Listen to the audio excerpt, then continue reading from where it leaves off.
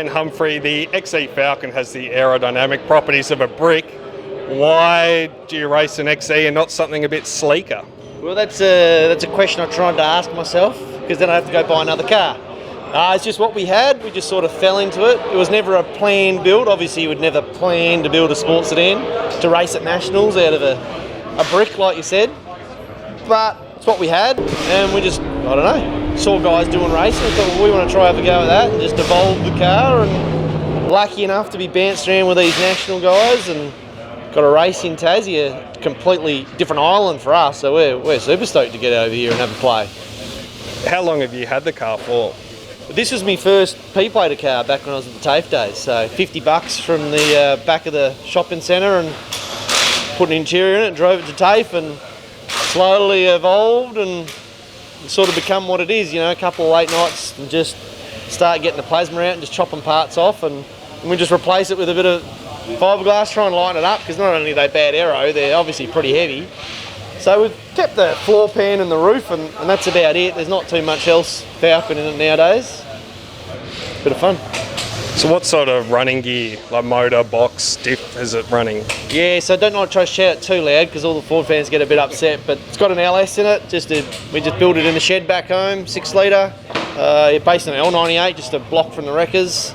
Just pretty good ponies. The Hollinger sequential 6-speed is just magic to drive. It's what makes the car so much fun to drive. You know, you're in a race car when you're just driving up to the marshalling grid trying to change gears and get the clutch working and everything. A Ford 9-inch, me mate back home, Ronnie, he helps me ticking this thing up all the time. We're trying to build another one. She's cracked a few times. When you go to Surfers Paradise and you're walloping curbs, you know, they're not the purpose built like the supercars, you know. So we sort of learn from trial and error. Everything on it's been built 5 or 6 times as we think, oh, we should have done that better. As soon as you finish it, you think, should have done that better. So revisit it later on. Have you got any future plans to develop it further, or any upgrades planned? Well, I always say, no, that's it. Why would I spend more money on like you said, a brick? You may as well stop and save up and buy something else. And they go, oh, I'll just do that. And then, you know, another 30,000 disappears and you think, oh, Jesus. No, look, I don't think I have. You know, my head guy wants me to have exhaust temp sensors. Me tuner wants me to have wheel speed sensors. And I'm like, yeah, I'd love it, but money, you know. So, look, we might start chiseling away at some of that stuff. But again, I keep telling myself, no, let's save up and maybe get a better car. But you're talking big money that I'm never going to have, so who knows? It's great seeing something a bit different out there. Good luck for the rest of the weekend. Yeah, mate. Hey, thanks for doing the interview, and massive thanks to John flying down from Queensland to come crew for us, and me wife's done the trip with us over from the Nullarbor from WA. Obviously, that was a bit of adventure, and really hoping they open the borders back up, because we're going home hopefully to race Collie next weekend. So it'll be a race back, change the car, get out to the track. So yeah, just thanks again. There's so many people that put effort in to get us out here. Not going to name you all, I'll get lost, but thanks. Oh, it's so good to have so many people helping. So yeah, and thanks for the interview, mate.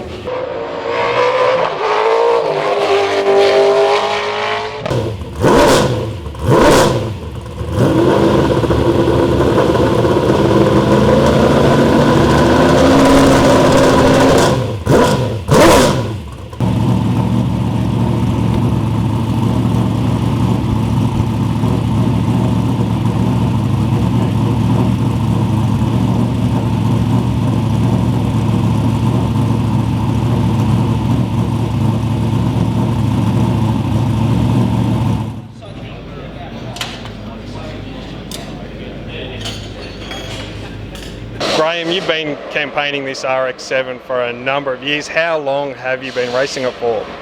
We bought this car in 2005 as a 13B, and only last year we put a 20B in it. I'm not over the excitement of driving it yet. It's nice to have a little bit more horsepower, but these guys here are really fast, so we'll be still down the back, but we're gaining at the moment. Yeah. Apart from the obvious extra horsepower, does the 20B affect the handling or any other characteristics of the car? It most certainly does at this stage. Because it drives off the corner, you've actually got to get it to drive off, and we haven't got that right yet. We're still having a little bit of trouble with that, so that you can get your foot onto the throttle harder, faster, and we're having that problem at the moment. We're still coming to grips with it. Yeah. So this weekend it's just about making setup changes and just trying to progress little bit by little bit. Well, yes, it absolutely is. What we've tended to do is most of the guys I know who build a sports sedan, they go on practice days and practice days and practice days. Well, we done one practice day, then we went to Island Magic last year. We prepared it and went to Gold Coast. We prepared it for Gold Coast. We come out of that and went to then done Island Magic, and we've done some changes as well. And we haven't had a test day yet, so that's the problem. We need to go for a test day, but meetings keep on coming. So we're going to do our testing at a racetrack now. Well, thank you and good luck for the rest of the weekend. Yeah, thank you very much. It'll be good.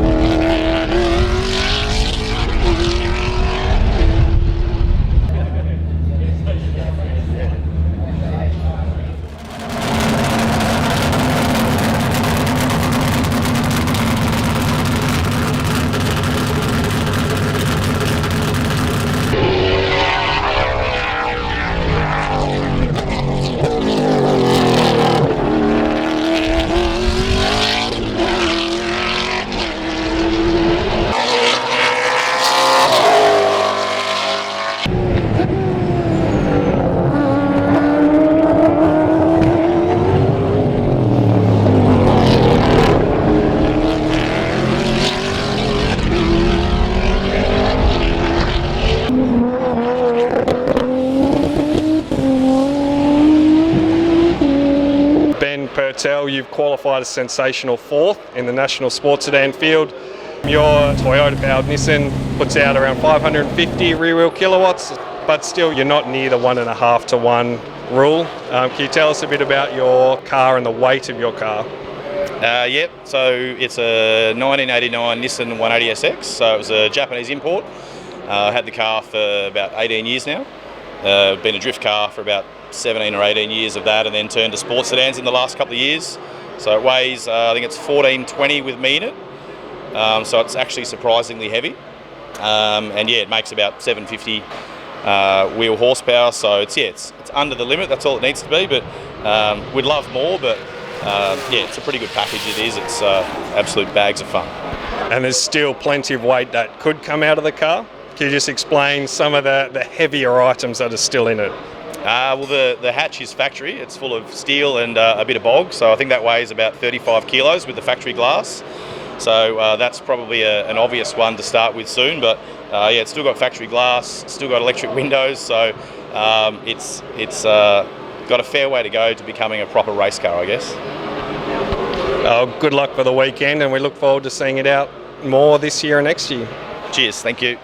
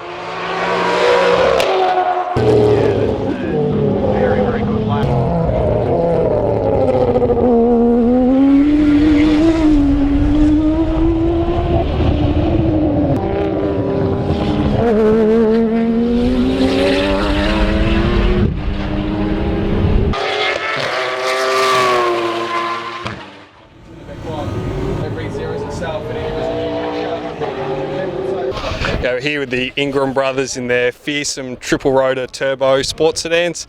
Whereabouts did the RX-8 come from? The RX-8 came from America. It actually won the Daytona 24-hour in 2008. So it's got a bit of history, that car. It was triple rotor, naturally aspirated. Now it's turbocharged. Got a pack performance engine in it, and makes a few more horsepower now than it did when it was NA. So it's a good fun car, and we're able to keep up with the V8s in a straight line finally, which is fun. And the RX-7 was built by Pace Innovations, who do the Mark cars? Yeah, that's right. Pace Innovations, so they do the Mark cars. They're also heavily involved in the V8 supercars. They build the chassis for them. They're led by Paul Sepranich, who's what you'd call a crazy genius. So it's a really well thought out and really well engineered and designed car by them. And then they built the chassis, and then we've put the running gear, the motor in it, which again is a pack performance motor in there that Rocky's built specifically for our cars, so that we can, as Matt said, keep up with those V8s and beat up on them a bit. Is there much left to do on the RX-8, or is the development kind of staying put? Oh, it's a race car. There's always something to be done, always something to improve. But it's a good car. It's nice to drive. We put a bigger rear wing on it now, so that pushes the car down. We can get a bit of grip now and use that power a bit better. I think it's just a matter of improving the driver now, so that's where all the time is. And Peter, you qualified second. What's the game plan to take it to Tomasi? I'm just going to try and get in front of him as soon as I can and just make that RX-7 extremely wide. Awesome. Thanks, guys, and good luck for the weekend. Cheers. Thank you. Thanks very much.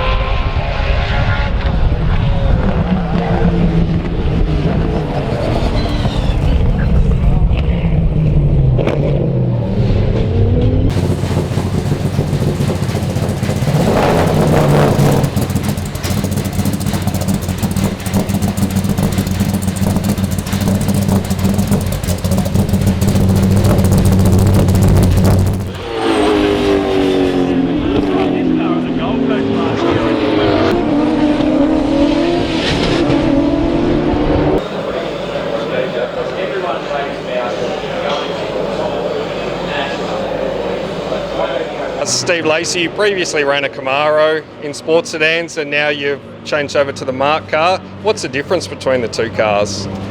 Look, substantial difference. I don't think there's anything you can say is the same. This car's got about 200 horsepower less, but a very refined car, beautiful car to drive. Just lacks the horsepower, so you can keep the corner speeds up. It's good. You get balked anywhere, then you pay for it in the next straight. So yeah, it's probably 20 kilometres an hour difference at this circuit down the back straight, and it's hard to make that up again. What about the mechanical grip? So you had the space frame Camaro, and then this is the space frame Mustang built by Pace. Yeah, what's the balance like and the mechanical grip like? Yeah, look, that's interesting. I expected this car to probably have more mechanical grip. When you go back and look at the data, the Camaro, for all it was worth, mid-corner speeds, very similar. Gets out of the corner obviously quicker with the horsepower, but there's a lot of wheel spin and business going on with the space frame Camaro. This car with the traction control, obviously the computer takes the foot away and gets you out of there at whatever pace the computer will let you go. So the Mark car runs a kind of standardised chassis and running gear. Is there any freedom to expand or, I guess, evolve the package? Yeah, so the car that I'm running this weekend is the garden variety version, and this car is obviously still suited to run in the Mark Car Australia series. It can also run in GT racing. And with those specs, that gives the car being leased, obviously the most flexibility. If you move into something like the other car, the green one, that's a purposely built SS. So bigger horsepower, bigger engine, bigger brakes. Ultimately, that'd be a great place to go. But the opportunity at this point of time was to drive this one and seek time and getting on the track's what it's all about. So that's what we're doing. I guess that's an advantage of it, is that, you know, it does suit so many different applications. Yeah, look, it does. And it's great, obviously, for those people that sort of jump into a car, not say for the first time, but certainly someone progressing. It's a great little package to get involved with. The car is so user-friendly. The effort to drive it, obviously, is considerably different to the Camaro. There's a lot of, I'll call it, luxuries in there, and even things like power steering that I've never had before. This car not only has it, but you can adjust 8 different settings on it, so you can just get it to exactly what you want, which at Bathurst, for example, we actually made it heavier. I just couldn't feel the front of the car after driving the Camaro so much around that track. I needed something I could actually feel the steering on, so it's good. Well, thanks for your time, Stephen. Good luck this weekend. Oh, thanks very much. Look forward to it. Cheers.